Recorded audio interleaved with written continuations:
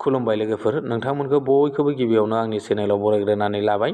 आसा खालामो नोंथांमोना भिडिअखौ जोबजासिम नायलांगोन आरो सोरबाफोर चेनेलाव गोदानै फैदोंब्ला अन्नानै चेनेलखौ साबस्क्राइब खालामनानै हो, लोगोसे लाइक आरो शेयार खालामना होदो लोगोफोर। दिनै आं नोंथांमोननो रेशन कार्डनिसो मोनसे गोदान आपडेट लानानै फैदों लोगोफोर। अन्नानै नोंथांमोना भिडिअखौ जोबजासिम नायलांबानो जाबाय आरो लोगोफोर। जाय बिथांमोननि न'खराव रेशन कार्ड दं दे लोगोफोर, आरो जाय बिथांमोनाव रेशन कार्ड दङ, नोंथांमोनहा बे रेशन कार्डजों मा मुलाम्फा जागोन बेखौ आं नोंथांमोननो फोरमायहरगोन दे फारि फारि। गिबियावनो नोंथांमोना रेशन कार्ड थायोब्ला मासै मास नोंथांमोना माइरंजों लोगोसे सिनिजों लोगोसे संख्रि बेबायदि मोनबाय दङमोन दे लोगोफोर। नाथाय नैबे 1 एप्रिलनिफ्राय नैबे फैबाय थानाय 1 एप्रिलनिफ्राय नोंथांमोनहा दालि, सिनि, संख्रिजों लोगोसे जानाय थावखौबो मोनफानो थांगासिनो दं दे लोगोफोर।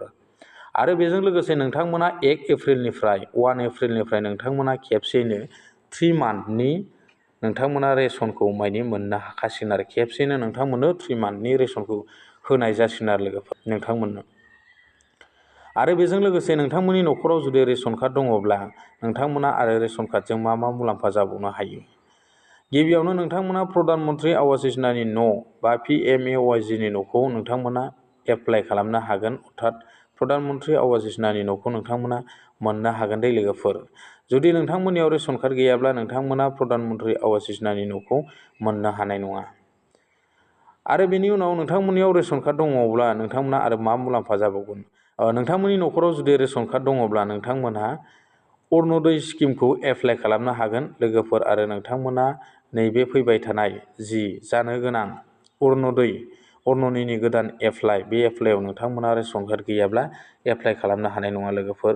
जुदि गैयाब्ला नोंथांमोना रेशन कार्डखौ थाबैनो एप्लाइ खालामनानै लाखानाया मोजां आरो लोगोफोर।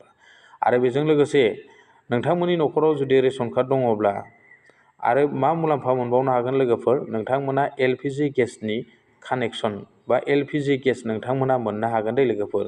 आरो बे रेशन कार्ड थायोब्लासो नोंथांमोननियाव LPG गेसनि जि साबसिडि 350 बे फैसाया नोंथांनि एकाउन्टआव हाबफैगोन दे लोगोफोर। जुदि नोंथांमोननियाव रेशन कार्ड गैयाब्ला नोंथांमोननि एकाउन्टआव बे फैसाया हाबफैनाय नङा लोगोफोर।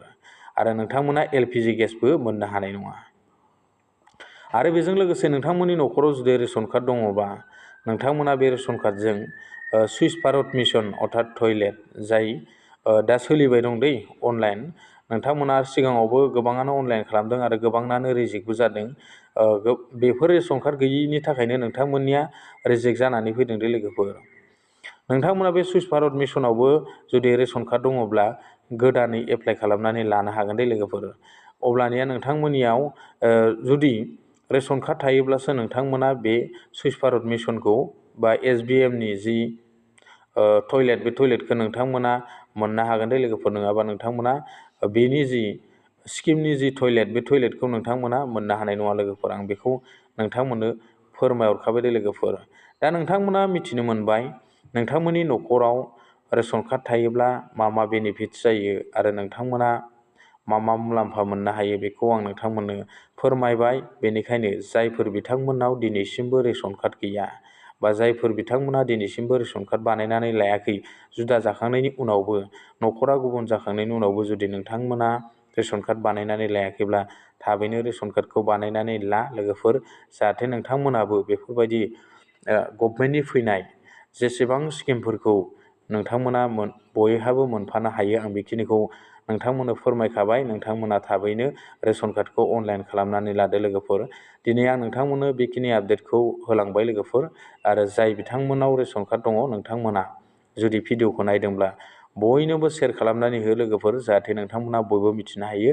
आं बेखिनिखौ दिनै नोंथांमोननो फोरमायबाय। दिनैनि सुंद' आपडेटआ बेखिनियानोसै लोगोफोर। थेंक इउ, गोजोन्थों। नेक्स्ट आपडेटआव लोगो मोनफिनसिगोन।